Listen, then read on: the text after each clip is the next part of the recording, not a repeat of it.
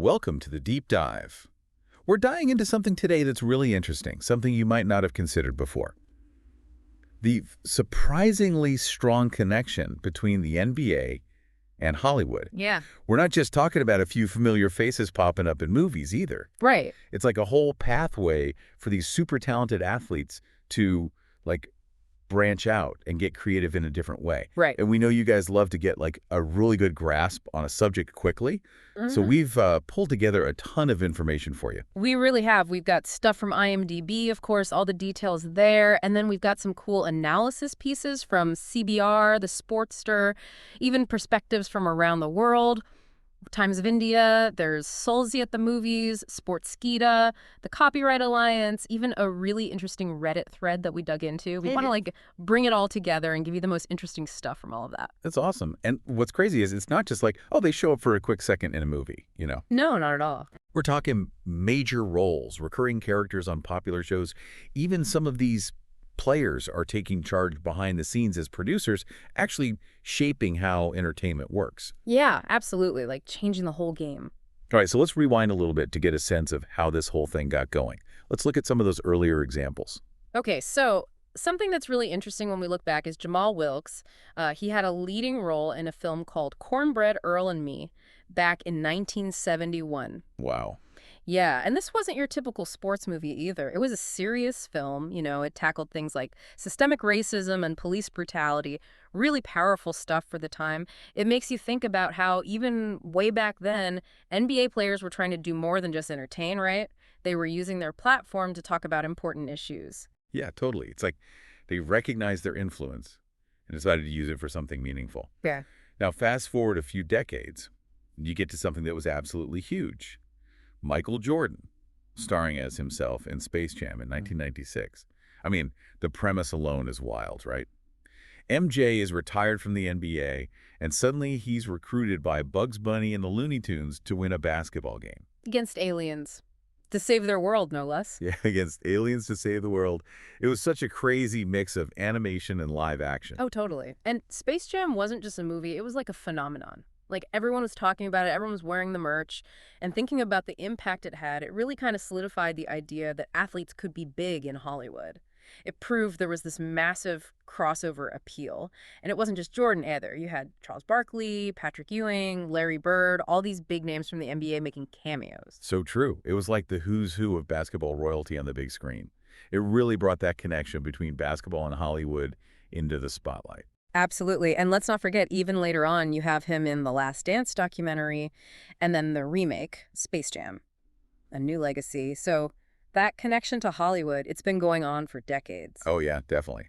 It's like a recurring theme in his career. Yeah. Now, let's talk about Dennis Rodman. He definitely took a more, let's call it a theatrical approach to acting in the late 90s. Oh, yeah. With movies like Double Team and Simon Says. He even picked up a few Razzie Awards along the way. He did.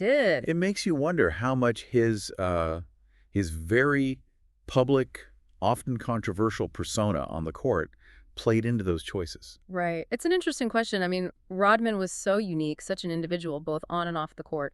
And sometimes that rubbed people the wrong way in the sports world. But in Hollywood, maybe they saw it as something that could draw a crowd. Notoriety can be a kind of marketing tool, whether you like it or not. It just goes to show how complex the relationship between fame and the entertainment industry can be. It really does. Now, shifting gears a little bit, we see some players who approached acting with a really clear long-term vision. Okay. Yeah. Like Rick Fox, for example. Oh, yeah. Good example. This wasn't just a side gig for him, Yeah. He actually earned a bachelor's degree in radio, television, and motion pictures. Wow. And after he retired from basketball in 2004, he really dove headfirst into building a real acting career. Yeah. And he's got a pretty impressive resume now. You might remember him from that Disney movie Holes back in 2003. Oh, for sure. I mean, what's interesting about Rick Fox is that he didn't just rely on being a famous basketball player to get into acting. He took it seriously. He got an education, built up his skills. It shows a real passion for the craft and a more strategic approach to building a career in Hollywood. I think it makes you realize that there are different motivations at play here. Some athletes just want to capitalize on their existing fame, but others are genuinely interested in pursuing a new skill, a new passion. Totally. And it's cool to see how those different paths play out. It's also interesting to see Like, even the top NBA players taking on smaller roles in movies. Okay, yeah. Like Blake Griffin, for instance. Yeah. He had a part in that comedy, The Female Brain, in 2017, alongside people like Sofia Vergara and James Marsden, big names. Right, yeah. It kind of suggests that sometimes it's not about being the star. Yeah, You know, yeah. maybe it's more about exploring different things, getting a taste of the industry, making connections. I think so. Those smaller roles can be really valuable, especially if you're new to acting. You get experience, you meet people, and you can kind of try things out without the huge pressure of carrying the whole movie. Exactly.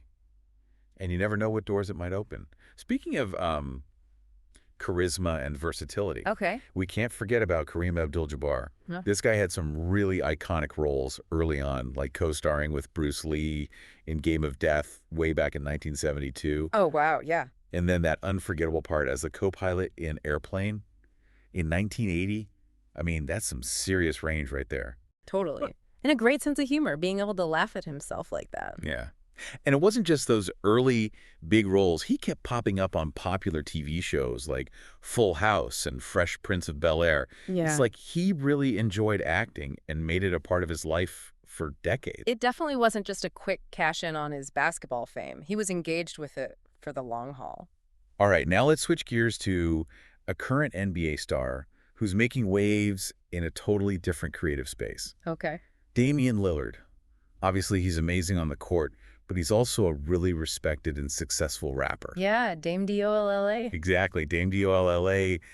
He's got albums charting on Billboard. I mean, to be that good at basketball and rapping, two super competitive fields. And to be doing them both at the same time at such a high level. It's incredible, right? It really breaks that stereotype of athletes only being good at sports. Yeah.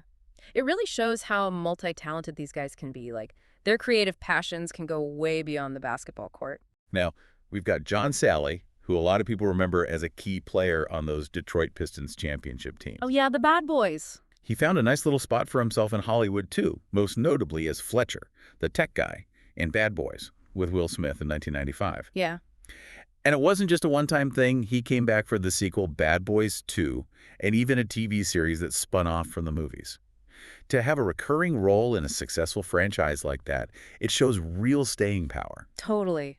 People clearly loved his character, and the fact that he kept coming back proves that even a first step into acting can turn into long-term opportunities. Right. He built a real presence on screen. Absolutely. And, you know, for a really acclaimed acting performance by an NBA player, we got to talk about Ray Allen and Spike Lee's He Got Game from 1998. Oh, yeah. Classic. He starred opposite Denzel Washington, no less.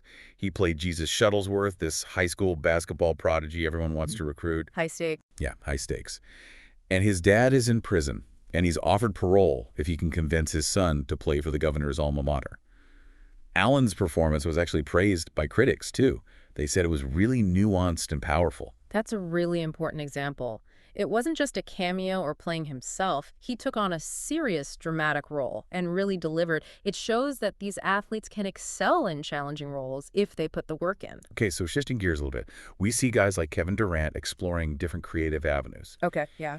He's written and done photography for the Players Tribune, Oh, right. giving him a voice, a visual perspective that goes beyond what we see on the court. Yeah. He also tried acting in that 2012 comedy Thunderstruck, where he played himself and, like, hilariously lost his basketball skills to a teenage fan. Oh, right. I remember that one.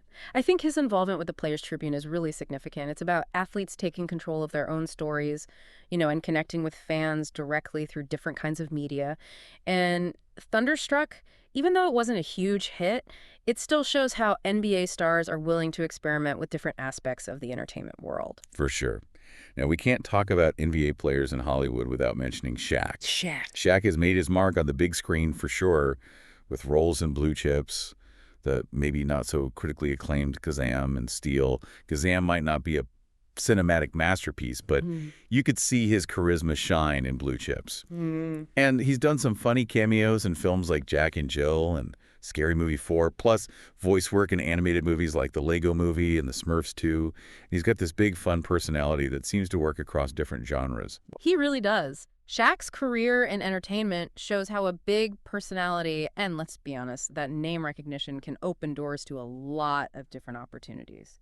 He's done leading roles, Comedy, voice acting, he's built a whole career off the court. Yeah, he has. And speaking of building a presence, Yeah. LeBron James, he's done more than just cameos like in Entourage and playing himself in Trainwreck. Right. He's made a really smart move into production. Yeah, Spring Hill Entertainment. Exactly. He owns Spring Hill Entertainment, which has produced a whole bunch of shows like The Wall, Becoming, Survivor's Remorse.